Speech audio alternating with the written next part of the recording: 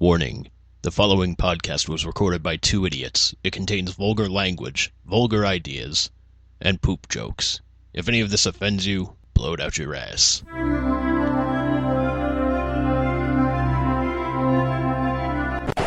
Son of a bitch bastard! Let's start this again. Shall we?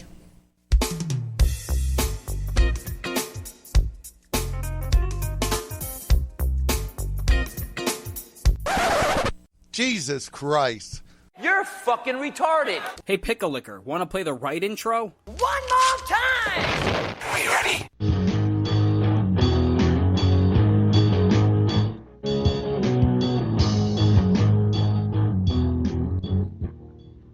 Welcome to another episode of oh God, I keep calling it STS Radio. What the fuck? That's cool, man. That's Fuck cool. It. Yeah, fuck it. Old habits die hard. We did that for like, what?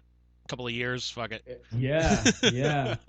Welcome to Let Us Cast. I am Andrew. With me, as always, is Bruce. Hey, man. How you doing? Apparently, mentally, I've been better. Confused? Yeah, very. Yeah, we've got new toys, don't we? Yeah. We've got things to play with now. Yeah. Whoa. This kind of reminds me of, what was it, Aerosmith, when they were recording Just Push Play and they were dealing with like new tech in the studio. They Why, said what's up? one of the first things that they would do is they would record themselves like burping and farting and then just keep replaying it and replaying it. They're like, hey, we're boys with toys. We got to play with them. Well, you do what you got to do, right? Yeah. You got to test it out. Oh, man. So how you been, How man? you been, sir? How you been, man? I've been okay, but I asked you first. Well, I've been good too. We're actually recording this on my anniversary with Liz. This is our 14-year anniversary, actually. Fucking hey, man. Happy anniversary. Thank you. So right now, Liz is doing homework. I'm doing a podcast. We're celebrating, the way you should. In style. Exactly. Classy. Liz But I am going to be cooking a meal for us later on. Yeah. So Liz is hitting the books and you're hanging out with another dude. Way to go, buddy. Exactly. Yeah. Way to celebrate, right?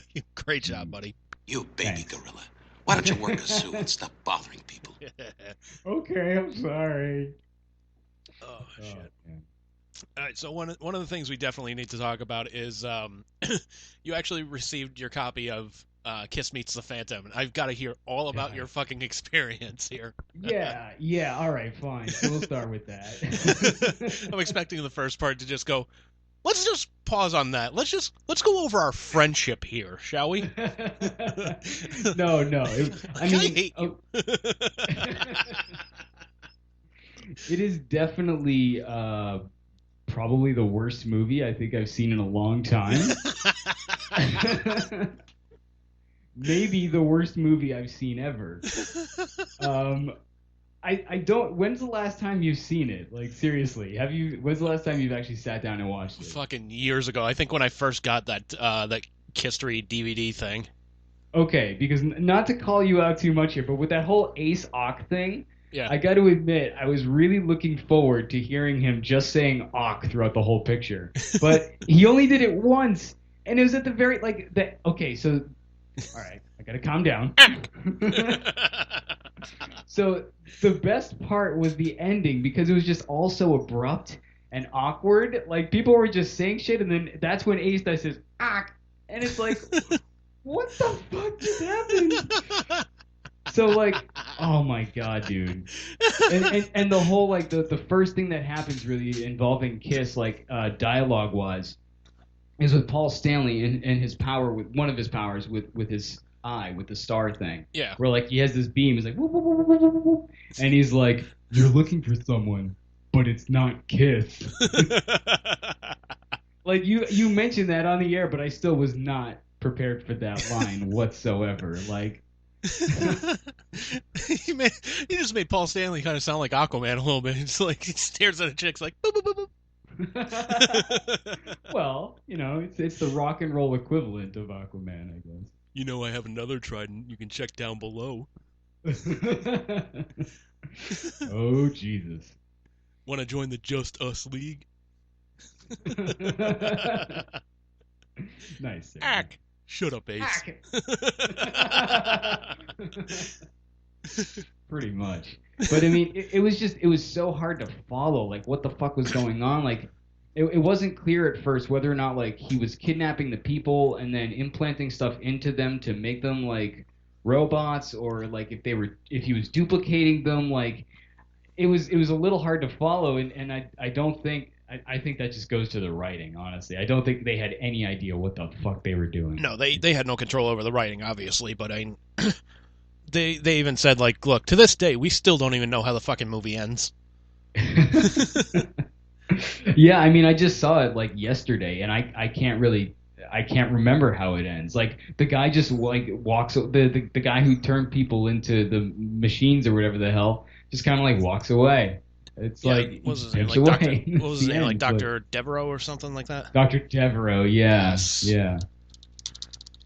Oh, it was something special. It was something special, sir.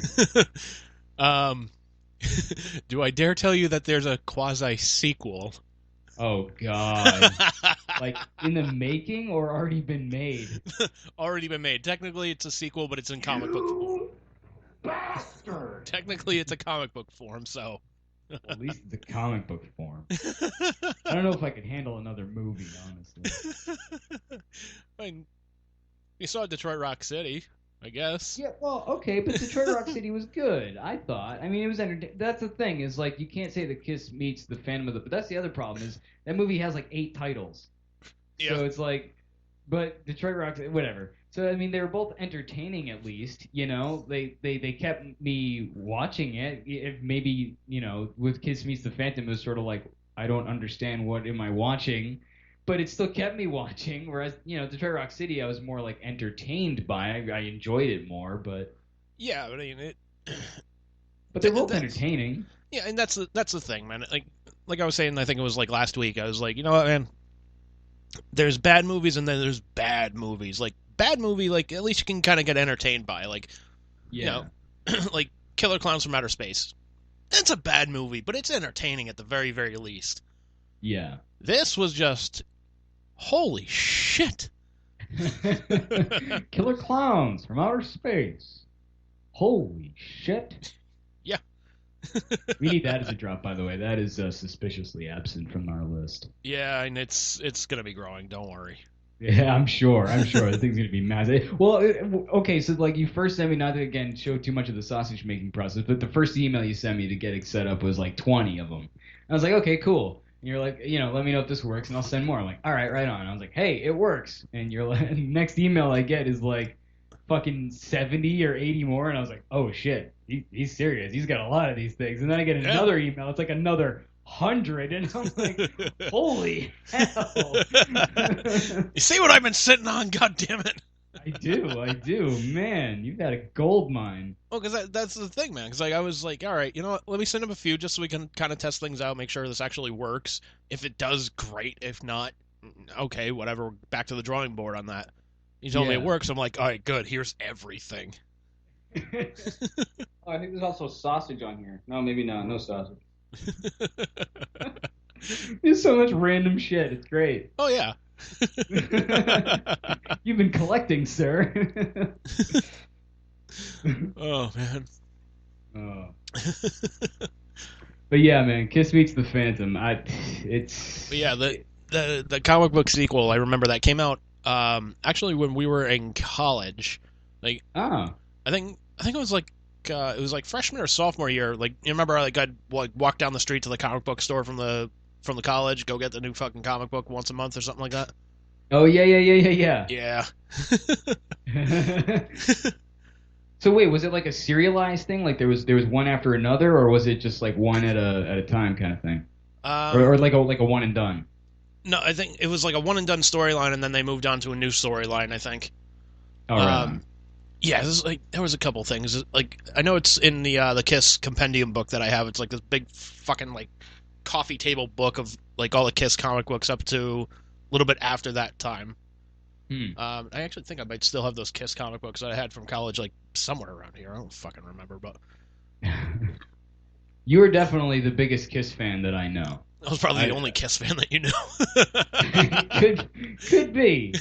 Well, no, Joe, but I mean, you guys are kind of associated with one another too. So I mean, yeah, we all are. We all went a room together, but yeah. So you and Joe are the biggest Kiss fans that I know. Oh yeah. And probably the only Kiss fans that I know. Dude, I still give him shit to this day, man.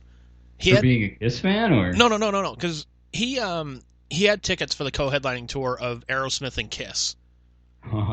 Dude, he goes to the concert. You know, Kiss like starts off the main event, if you call it a main event, whatever the fuck have you. Kiss opens up for Aerosmith. Aerosmith is about to come on. He fucking leaves. Oh. I'm like, dude, how do you not stick around for Aerosmith? He's like, yeah. He's like, well, I didn't care. He's like, it was filling up with like all these like girls and whatnot. I was like, and that's when you choose to leave? Yeah, that's when you're fucking leaving? Man, there's too many chicks here. I'm leaving. It's not enough of a sausage fest.